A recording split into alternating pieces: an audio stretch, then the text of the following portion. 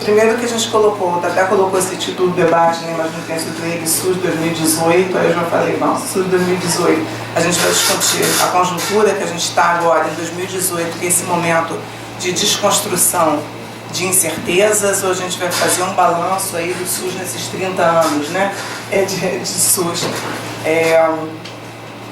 Que na verdade as duas coisas precisam dialogar, a gente precisa fazer isso, esse balanço em conjunto, né? O certo é que a partir de 2016 a gente está vivendo um momento de drástica ruptura com o Pacto Constitucional de 1988 e ataques à democracia, aos direitos trabalhistas, aos direitos sociais, ao sistema de saúde, ao sistema de educação pública e uma série de outras dimensões, né? Então essa é uma conjuntura muito grave que tem especificidades, tá? Então falar do SUS nessa conjuntura vai ter especificidades e desafios próprios, né? Porém, vários dos problemas têm raízes anteriores e também precisam ser compreendidos, tá? Para começar, então, a partir de alguns pontos, né? Tem aqui alguns pontos de partida. O primeiro, que parece óbvio e é óbvio para nós sanitaristas, né, é que a saúde é fundamental para o bem-estar da sociedade e deve ser tratada como bem coletivo na esfera do bem comum, né? E assumir a saúde como direito da cidadania, como direito de todos, tem algumas implicações.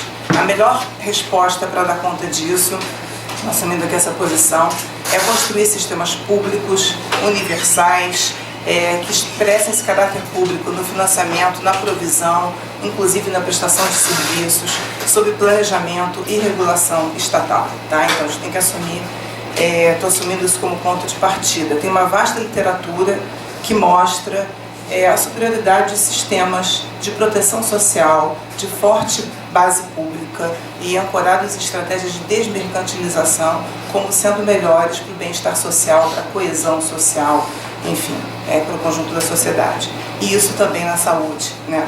É necessário também que existam mecanismos de participação e controle social que levem o Estado a cumprir o seu papel de redistribuição social e de contenção de padrões individualizantes de mercado, porque nas sociedades capitalistas, né, o capitalismo ele tende a gerar desigualdades, ele fomenta padrões individualizantes o tempo inteiro, e o Estado muitas vezes age, também é inerente às sociedades capitalistas, para organizar e para apoiar esses mercados, né? Para apoiar o capital, para estruturar, enfim, numa chave de leitura marxista, o Estado em boa parte dos casos faz isso, mas também existe uma das funções precípuas do Estado, de promover algum grau de redistribuição social nesses contextos, né? E quais são os mecanismos, então, que a gente tem para fazer com que o Estado cumpra essas funções? Existe uma disputa de projetos, de visões e enfim, em relação a essa questão do papel do Estado, que vai ter repercussões para a área econômica e para a área social. Bem, a proposta do SUS foi, então, essa proposta de construção de um sistema universal, público, né? A proposta que foi defendida pelo movimento sanitário brasileiro, inscrita na Constituição, inserido numa lógica de seguridade social ampla, inserido numa visão de um Estado social, um Estado que colocasse a questão social em seu centro, o bem-estar das pessoas. E essa proposta ela tem que ser defendida, né? Não foi um erro, foi um acerto, né? E não dá para relativizar isso em nenhum momento.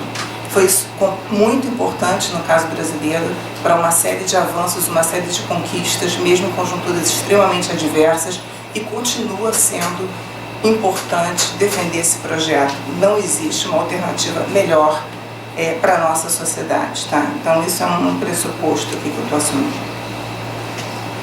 Por outro lado, se a gente assume uma visão de economia política da proteção social, né, a gente tem que reconhecer que numa sociedade capitalista a política social vai expressar contradições, tá? Contradições. Ela está oprimida, por um lado, por determinações dessa ordem capitalista e, por outro, por demandas sociais. Os próprios agentes do Estado vão estar nesse dilema o tempo inteiro, né? Estou usando aqui o Klaus Hoff e o Bernhard, que tem um texto muito interessante sobre a teoria da política social, e a produção deles isso aparece como as políticas sociais expressando as contradições estruturais do capitalismo e os agentes do Estado estando oprimidos o tempo inteiro. De um lado, pelas necessidades dessa ordem capitalista, do outro lado, pela necessidade de dar resposta e atender a algumas demandas sociais. Então, essa ideia das contradições, ela também é potente para analisar a política de saúde e a trajetória da política de saúde, no caso brasileiro, né? Uma outra ideia importante é a gente discutir a determinação das políticas, que o processo de determinação das políticas é complexo e interrelacionado, ele envolve limites e pressões, tá? De um lado, determinações negativas, que são limites que vão condicionar a agência política, e de outro lado, determinações positivas, que são pressões, vontades e propósitos, que se expressam na luta política. Então, também as políticas de saúde, a trajetória das políticas de saúde no Brasil vão expressar esse processo complexo de limites e pressões no período aí de implantação do nosso SUS. Bem, em todo o período de implantação do SUS, a gente observa contradições, né, em eixos estratégicos para a sua consolidação, que vão ser uma expressão, então, da disputa de projetos e do conflito distributivo na nossa sociedade, né? Então, ao analisar, ao refletir sobre as ameaças e desafios atuais do SUS, como é a proposta desse debate, né, a gente tem que considerar as relações entre estrutura, conjuntura e agência política, considerar as relações entre os planos internacional e nacional e as relações também entre democracia, modelo de desenvolvimento, sistema de proteção social e saúde, porque as questões que se expressam na área da saúde, todas as nossas dificuldades, extrapolam obviamente muito os limites setoriais e passam por essas dimensões mais amplas do próprio caráter da nossa democracia, do nosso modelo de desenvolvimento, do nosso sistema de proteção social. Enfim, só para dar alguns exemplos aqui, pegando o período de implantação do SUS pré-2016, já que eu falei que existe uma clivagem, um movimento de ruptura muito importante em 2016, mesmo pegando o período anterior, né, se considerando 90 a 2015, já havia uma série de contradições expressas na implantação do Sistema Único de Saúde, né, na trajetória da política de saúde brasileira, e que ela se expressa em várias dimensões. Estou pegando aqui 3 exemplos, né, a questão da inserção da saúde no modelo de desenvolvimento de seguridade social, a questão do financiamento das relações privadas, porque essas 3 expressam de forma muito contundente o conflito distributivo na sociedade, né?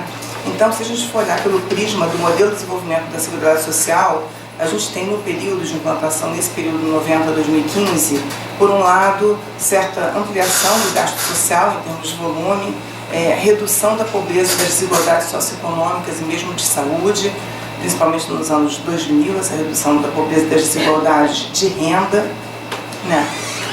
Ampliação de demandas sociais por serviços de saúde, alguns esforços pontuais de integração de políticas sociais com participação da saúde. Por outro lado, as dificuldades são muito mais contundentes nesse plano, né?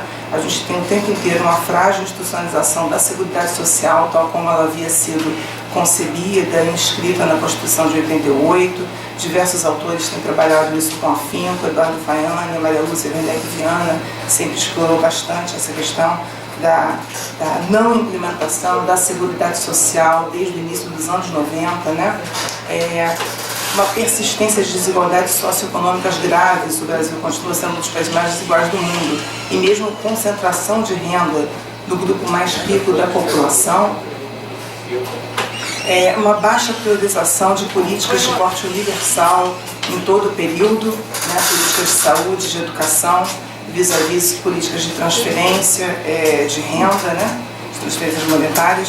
E dificuldade imensa de integração entre organizações, programas e ações sociais, uma desarticulação horizontal entre setores da política social e vertical entre esferas de governo e desigualdades imensas no acesso aos serviços públicos, além de problemas de qualidade dos serviços sociais públicos em geral, uma série de outras questões, tá certo?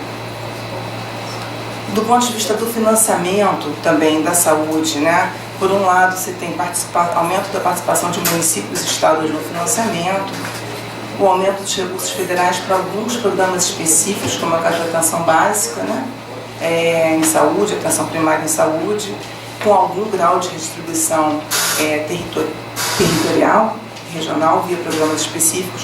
Por outro lado, em todo o período se observa uma baixa prioridade macroeconômica e fiscal da saúde. O gasto público mantém-se baixo no país, né? Por exemplo, em torno de 13,4% a 3,6% do PIB, o que é muito pouco por um sistema universal de saúde, né? O SUS sofre estrangulamento financeiro o tempo inteiro, né? As políticas públicas de saúde são desfinanciadas, os serviços de saúde sofrem com limites de financiamento, instabilidade de fontes de financiamento, esse período inteiro, manutenção de altos gastos privados em saúde, sob incentivos fiscais e subsídios estatais diversos e brutais desigualdades nos investimentos e gastos entre regiões e grupos sociais. No que diz respeito às relações público-privadas, né, por um lado, a gente tem o reconhecimento do direito de acesso aos serviços do SUS para todos os cidadãos do país, né? Existe a expansão, de fato, se observa uma expansão da oferta e da cobertura de serviços públicos no território nacional, principalmente de atenção básica, né? Incluindo regiões carentes, mas não apenas de atenção básica, também ocorre uma expansão de oferta e de acesso a serviços de saúde em outros níveis de complexidade, inclusive alta complexidade. Quem faz é o SUS, serviços muito caros, políticas, caras, medicamentos excepcionais, quem paga é o SUS, né?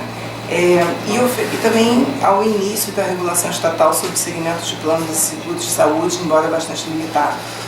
Por outro lado, durante todo o período, não só se mantém, como se ampliam os incentivos e subsídios estatais aos segmentos privados de saúde, persiste a dependência do SUS aos prestadores privados, há um crescimento do segmento de planos de seguros de saúde com maior dinamismo empresarial, crescimento de grupos empresariais internacionais atuando no mercado de seguros e na prestação de serviços de saúde, internacionalização com financiarização.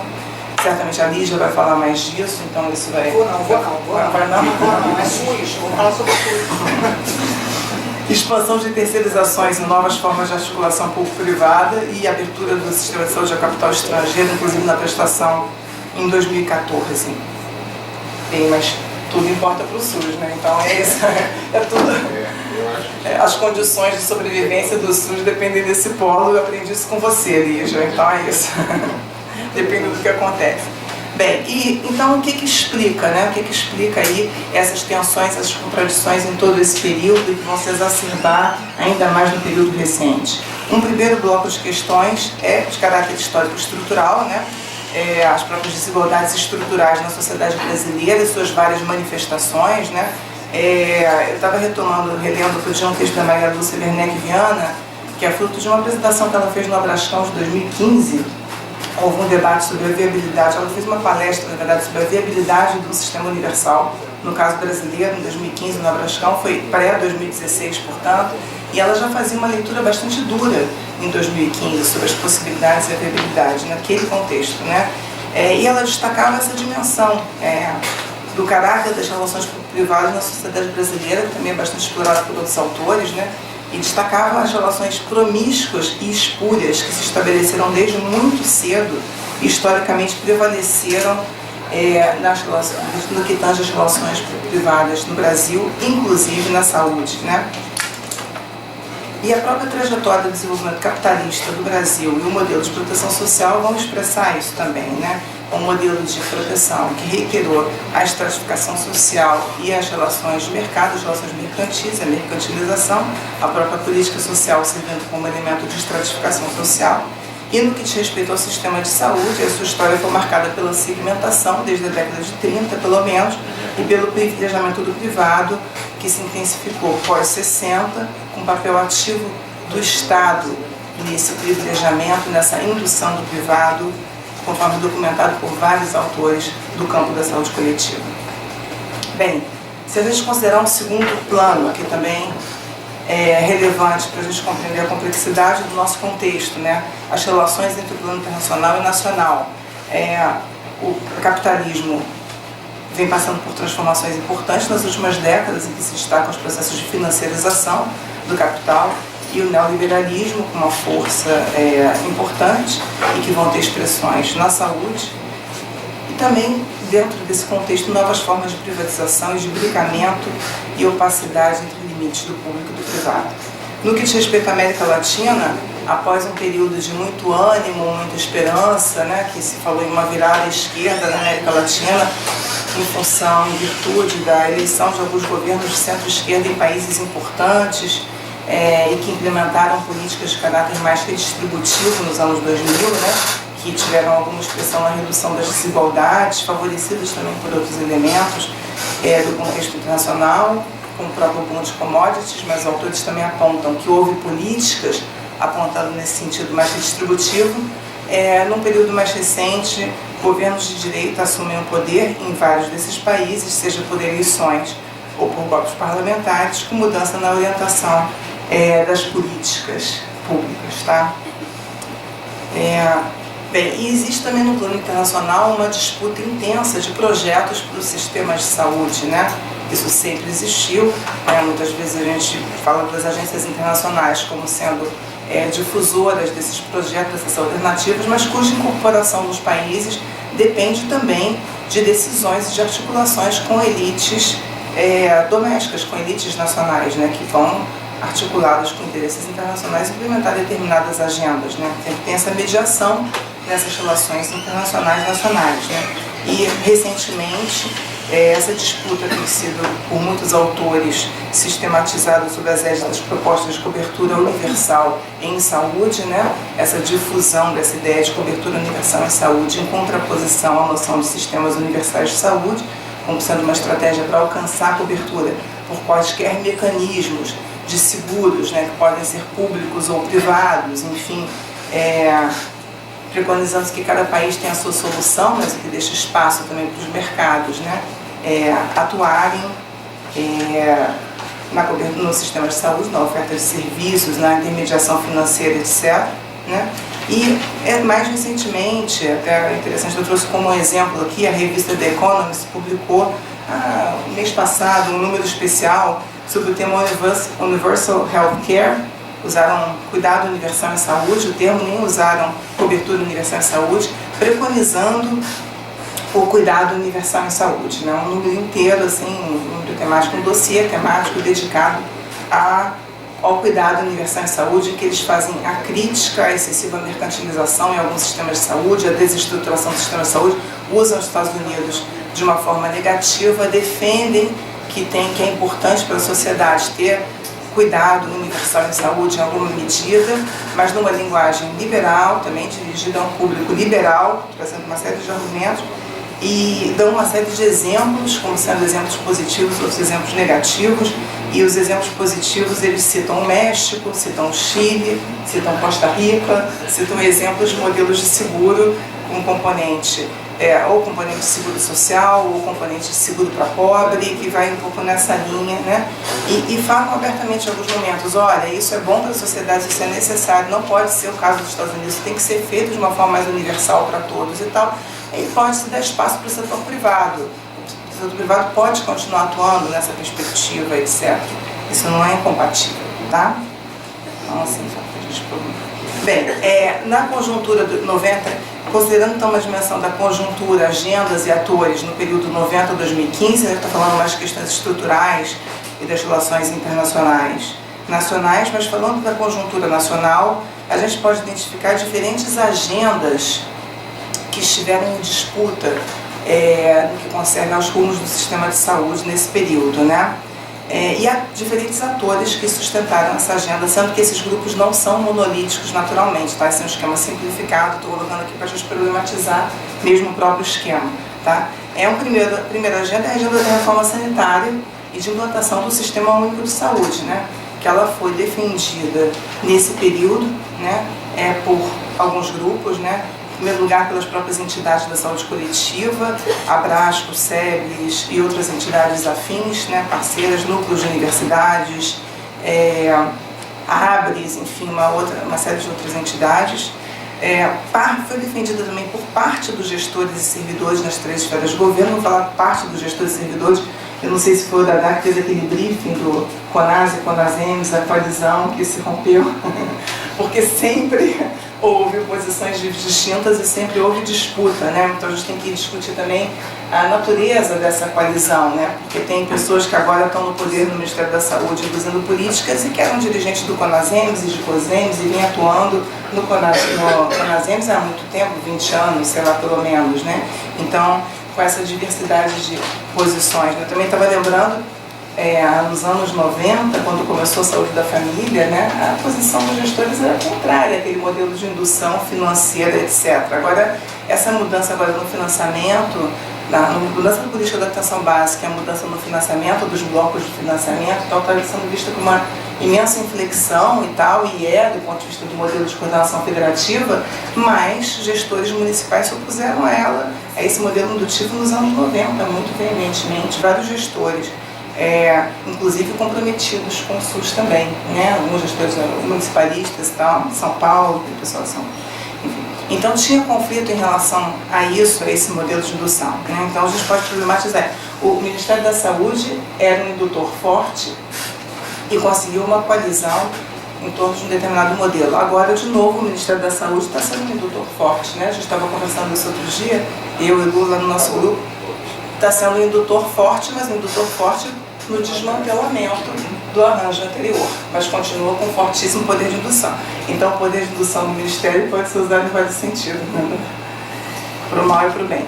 Enfim, parte do Ministério Público também, que passa a defender o direito à saúde, o direito ao SUS, e tem algumas alianças importantes com atores do Ministério Público, né, em defesa da saúde, algumas entidades profissionais de saúde, e também parte dos conselheiros de saúde e movimentos sociais específicos, né? Por outro lado, também houve em todo o período agendas de reforma do Estado, no sentido de redução do tamanho do Estado, agendas de austeridade fiscal, agendas de expansão de mercados em saúde. Em todo o período houve conflito entre essas agendas, em todo o período elas estiveram presentes. E elas foram sustentadas por quem? Sustentadas pelas autoridades econômicas e pela presidência, na maior parte do tempo, pelos presidentes, né? Vários presidentes, né?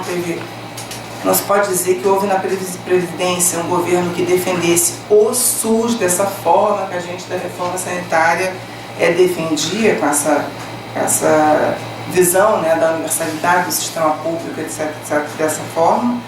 Grupos no Congresso Nacional e as empresários da saúde em todo esse período também. Eu destaquei um terceiro bloco aqui que estou chamando de agendas corporativas, que são grupos de atores que são muito importantes, seriam muito importantes para dar sustentação ao sistema público de saúde e não necessariamente fizeram, né?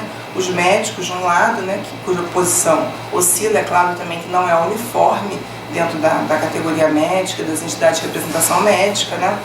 E as entidades sindicais também, né? Claro, se for olhar assim, tem um setorial de saúde da CUT, o pessoal do setorial de saúde da CUT tem uma agenda que pode defender o SUS, mas os sindicatos mesmo, as articulações e tal, muitas vezes são para a defesa de planos de saúde para os seus empregados, etc. E isso é uma questão muito importante, porque o movimento dos trabalhadores organizados, em tese, na literatura, historicamente, é importante para a construção de sistemas de saúde, sistemas de proteção social mais universais, né?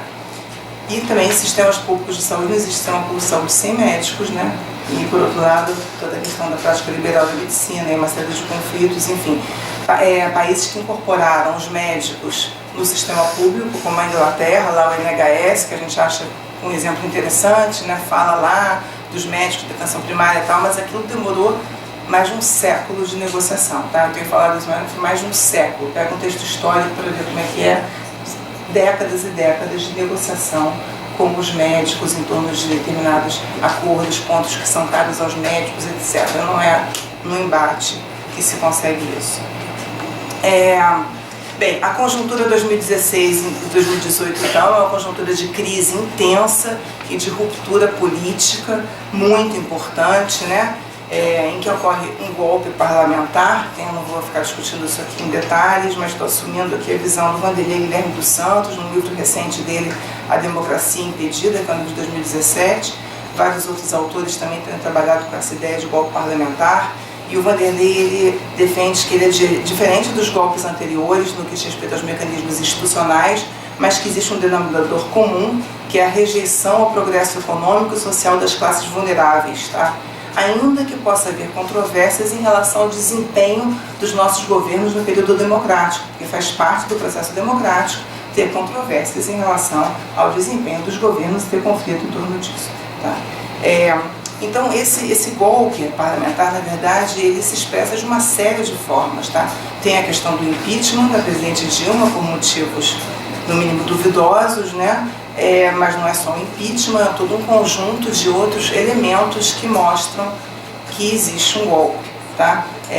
O governo Temer começa a implantar de forma bastante drástica reformas neoliberais, né, que ameaçam o desenvolvimento nacional e os direitos sociais. Ocorre uma reforma ministerial logo no início, com extinção e fusão de ministérios estratégicos, uma composição bastante conservadora do gabinete. No Congresso Nacional, o governo passa a impulsionar, né, e com um Congresso de perfil bastante conservador, a reforma trabalhista, que daí regride em direitos, na verdade, que são muito anteriores à Constituição de 1988, né? São lá da década de 40, da década de 50, e a reforma da Previdência, né? Que, na verdade, durante todo o período que a gente falou anteriormente, 90 a 2015, houve uma série de movimentos de reforma da Previdência de caráter contencionista, que expandiram os mecanismos de capitalização, mas agora tem uma nova discussão de reforma da Previdência em curso, de caráter bastante radical, né? A questão do congelamento dos recursos para a social por 20 anos e o avanço de uma série de projetos extremamente nefastos para a área social e para a saúde. Uma série de projetos, um bombardeio. Pessoas que trabalham em áreas específicas o tempo inteiro estão denunciando, são os agrotóxicos, são os transgênicos, enfim, né? E no que diz respeito à política de saúde, ainda vou falar especificamente. Uma destituição mesmo, a desconstrução de uma série de direitos, enfim, que vinham sendo conquistados paulatinamente, com muita luta política e muito gradualmente, tá? Tem todo um contexto de manipulação pela mídia, uma forma de atuação do judiciário que é desigual e, enfim, tem uma série de distorções, uma série de problemas que os especialistas têm discutido, e a própria prisão do presidente Lula em 2018, também por motivos, no mínimo, duvidosos, tá certo? Então, em conjunto, esse contexto está sinalizando uma ruptura do pacto social e democrático que vinha vigorando, que tinha sido estabelecido pela Constituição de 1988, tá? Bem, no que diz respeito à conjuntura mais específica da política de saúde, né, tem um perfil, a gente pode olhar pelo próprio perfil dos ministros das autoridades de saúde, foi um perfil que mudou bastante em relação ao que era a nossa tradição. Eu estou esbarrando aqui, esse sensor, desculpa, tem um cabo, né? Uma agenda muito negativa para a saúde, em termos que fomenta a expansão do privado, a defesa de planos populares de saúde, a defesa de mudanças na lei de regulação dos planos de saúde, restrições financeiras para a continuidade das políticas, um desmantelamento de áreas técnicas dentro do Ministério da Saúde, brutal também que tem acontecido, mudança de orientação em políticas estratégicas, como a política de educação básica, a política de saúde mental, e mudanças no arranjo federativo do financiamento, com a ruptura do modelo de incentivos por políticas específicas que havia sido pactuado entre os gestores, que esse é um ponto legal para a gente discutir depois, e que, na verdade, a gente tem uma visão de que ele teve efeitos positivos na expansão de algumas políticas, na indução de algumas políticas estruturantes no âmbito nacional, tá? Embora, volte a dizer, sempre houve questionamentos em relação a esse modelo por parte dos próprios gestores.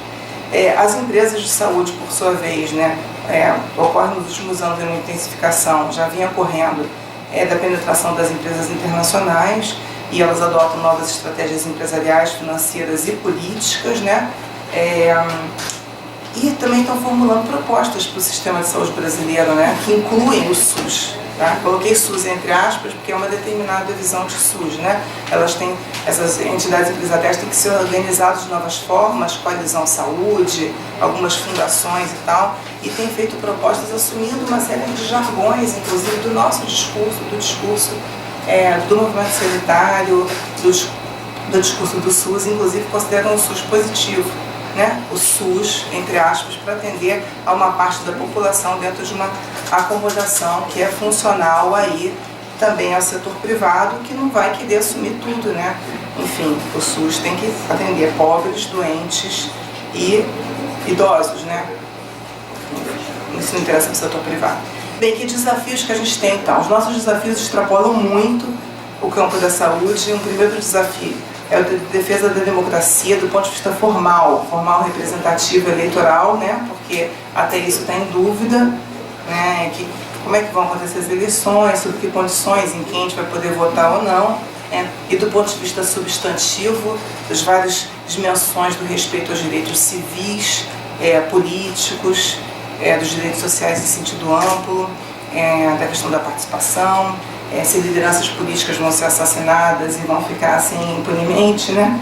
A gente não vai ter resposta para uma série de coisas, né? A gente está com todo um movimento neoconservador também, muito intenso, está se expressando na sociedade brasileira de uma forma contundente. Então, a questão da defesa da democracia é fundamental. A defesa de um projeto de uma nação soberana e voltada para o bem-estar dos cidadãos. É outra questão também que está indo, projeto de desenvolvimento nacional, soberania, recursos estratégicos, as políticas que estão sendo implantadas, elas destroem qualquer perspectiva de uma maior soberania nacional, de um projeto que possa se voltar para ser inclusivo, né? Do ponto de vista econômico é um desastre, do ponto de vista social, mais ainda. A defesa do Pacto Constitucional de 88, né? E mesmo de direitos sociais que são anteriores, como os direitos na esfera do trabalho, né? Que são da década de 40, de direitos que foram expandidos posteriormente, como os de grupos vulneráveis, né? Houve uma agenda aí nos anos 2000 de expansão dos direitos de grupos socialmente vulneráveis, voltada para a população negra, LGBT, para as mulheres, enfim, uma série de iniciativas que foram feitas que agora estão sendo desmanteladas, que perderam espaço, né? E a defesa da Seguridade Social e do Sistema Único de Saúde como sistema público universal, baseado na saúde como direito de cidadania. Esses desafios requerem agência política, né? O enfrentamento desses desafios requer agência política. Eu estou esbarrando toda hora nesse lado, né?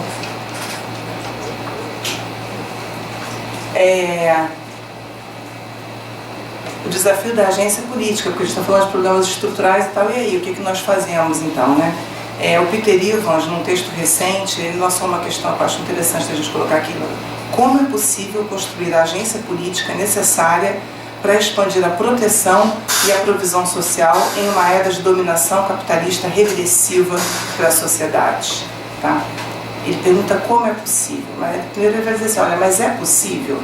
Aí ele faz uma revisão de autores que têm discutido essa questão e ele pega primeiro um argumento pessimista, ultra pessimista, de alguns autores que falam, não é possível.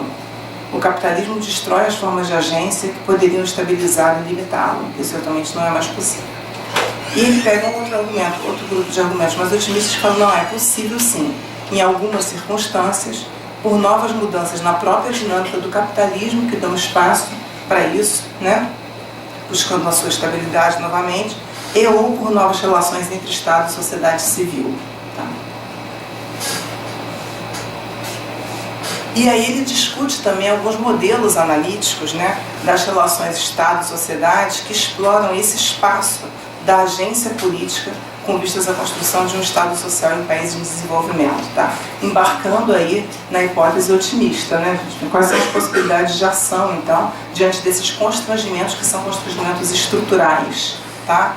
E aí ele pega alguns modelos, sistematiza alguns modelos nesse texto com mais dois coautores, Cooper e Stephens, que ele vai falar, olha, o primeiro modelo é da esquerda social-democrata, né? A relevância que tem os partidos de esquerda de base social, com uma ênfase no movimento sindical, que podem chegar ao poder em países em desenvolvimento, e se eles ficam um tempo maior no poder, eles podem conseguir fazer algumas políticas distributivas, podem conseguir implantar alguns direitos sociais, e segmentos da sociedade excluídos podem conseguir ascender socialmente, chegar a espaços de poder, e isso pode gerar um poder transformador, pode ter um potencial transformador na sociedade.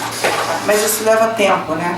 Essa hipótese isso leva tempo, tem que ter períodos de democracia mais longos para alcançar isso. Tá? Essa mobilidade social, por exemplo, jovens, pobres, negros tal, entrando na universidade, não é isso? Né? Você tem assim, né? A esquerda chegando ao poder, conseguindo implantar alguns tipos de políticas. Tá? Então essa é uma hipótese, né? Que é possível articular a esquerda social-democrata via partidos políticos de base social, com ênfase também na base sindical. Só que outros autores vão falar, olha, mas isso é difícil hoje em dia, né? Porque a própria base sindical está fragilizada, o movimento sindical foi destruído, você tem hoje em dia o predomínio de uma economia terciária, com uma fragmentação, terceirização, né? Esses atores clássicos da social-democracia não estão mais estruturados daquela forma como eles estavam. Então, como é que a gente faz, né? Então, outros autores apostam nas relações Estado-sociedade civil de uma forma mais ampliada, né? Defendendo a necessidade de fortalecer conexões com outros grupos e movimentos sociais de base, além dos partidos e sindicatos, reconhecendo a diversidade dos movimentos sociais. Ainda que há uma pulverização grande de movimentos, de grupos sociais, formas diversas de organização, e é necessário articular esses grupos de alguma forma em prol aí de uma mudança social mais ampla, tá? E um terceiro modelo próximo a esse, mas que tem algumas diferenças, que eles chamam de coesão social inserida, é o que aposta que são possíveis conexões entre grupos da sociedade civil que têm mais chances de ter acesso ao Estado, partidos, sindicatos, associações profissionais, com grupos marginalizados da sociedade civil. E que é necessário estabelecer essas conexões para mudar a ordem das coisas, né, numa sociedade capitalista. Os três modelos, de certa forma, supõem a democracia em funcionamento, tá? Essa que é uma questão que os três modelos supõem, sendo que o terceiro, ele dá alguns exemplos de que às vezes isso é possível ser articulado mesmo em contextos semi-autoritários ou mais ou menos autoritários, mas quando aflora a democracia, essas conexões estão mais bem estabelecidas, assim, essa coesão, e daí é possível se avançar numa agenda mais distributiva, tá? O curioso é que o Brasil, pré-2016, é citado como caso exemplar positivo nos três modelos, tá? Eles usam o Brasil para dar um exemplo positivo da esquerda social-democrata, pegando os governos do Partido dos Trabalhadores, usam o Brasil também como um exemplo do modelo Conexões Estado-Sociedade Civil, e para o Coesão Social Inserida também usam o Brasil como exemplo positivo e o próprio movimento sanitário. Eles identificam o movimento sanitário como atendendo às características aí, então o próprio movimento sanitário, e aí ele cita vários autores, o próprio Peter Rivas é apaixonado pelo movimento sanitário brasileiro, né, como sendo um exemplo virtuoso dessas conexões, de como foi possível, num contexto adverso, construir uma agenda e transformar uma dada realidade. Olha a responsabilidade que isso joga, né? Ou a gente está colocando abaixo, solapando a ciência política norte-americana, dizendo que ou a gente dá uma resposta, né, para continuar sendo um exemplo positivo, né?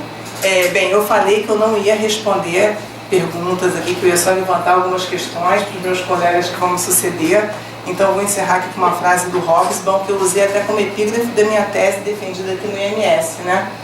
A causa que eu devotei boa parte da minha vida não prosperou. Eu espero que isso tenha me transformado em um historiador melhor, já que a melhor história é escrita por aqueles que perderam algo.